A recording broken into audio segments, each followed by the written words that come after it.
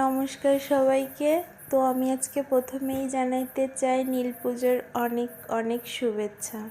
আশা করি সবাই খুব ভালো আছেন, আমিও খুব ভালো আছি। তো আজকে এই যে নীল পুজোর উপোস করেছি, আর এই যে বাবা ভোলানাথের জন্য মালা গেঁথেছিলাম, এটা বাবাকে পরিয়ে দিলাম। তো আমার মালাটা খুব ছোট হয়ে গেছে। তারপরে এই যে মহাদেবের প্রিয় ফল বেল, এটাও আমি এই যে নিবেদন করলাম।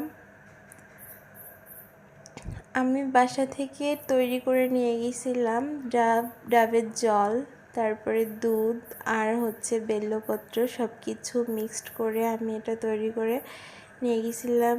এটা শিবলিঙ্গে আমি এখন দিব আর বাবা ভোলানাথের কাছে প্রার্থনা করব তিনি যেন সবাইকে খুব খুব ভালো রাখে, সবার মনের আশা যেন তিনি পূর্ণ করে দেন। আমি এই নীলের পূজা কয়েক বছর ধরেই করে আসছি, তো এবারও করছি। তো আমার মতো কে কে নীলের পূজা করো সবাই আমাকে কমেন্ট করে জানাবা। এখন আমি এই যে মহাদেবের কাছে প্রণাম করব, তিনি যেন সবার মনের আশা পূর্ণ করে দেন। এটা ছিল শ্মশানকালী মন্দির। এখানে দুটো মন্দির ছিল, একটা শিব মন্দির আর একটা কালী মন্দির। তো এখানে এই পুজোর তেমন একটা প্রচলন নেই, তার জন্য লোকজনও তেমন ছিল না। মন্দিরটা তালাবন্ধই ছিল। আমরা ওখান থেকে চাবি এনে তারপরে এই যে পুজো দিতে পারলাম। যেহেতু সারাদিনই উপোস ছিলাম, তাই খুব একটা ভালো লাগতেছিল না, একটু ক্লান্ত ক্লান্ত লাগতেছিল। তাই ভাবলাম এখানে একটু বসি বাবা ভোলানাথের মন্দিরে। তো এই যে ধূপকাঠি প্রজ্বলন করব এখন।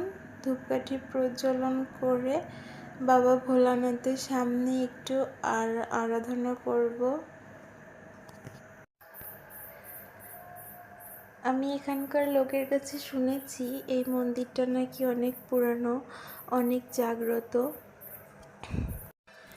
সন্ধ্যার পরপরই আমরা এখানে গিয়েছিলাম, তখন 7টা সাড়ে 7টা বাজে, তো কেউ ছিল না।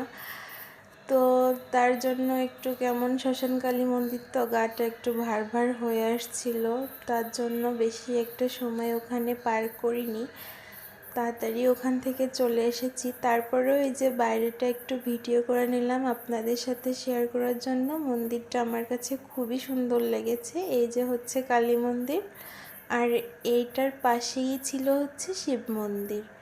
তো সবার কেমন লাগলো মন্দিরটা, এটাও কমেন্ট করে জানাবেন। সবাই ভালো থাকবেন।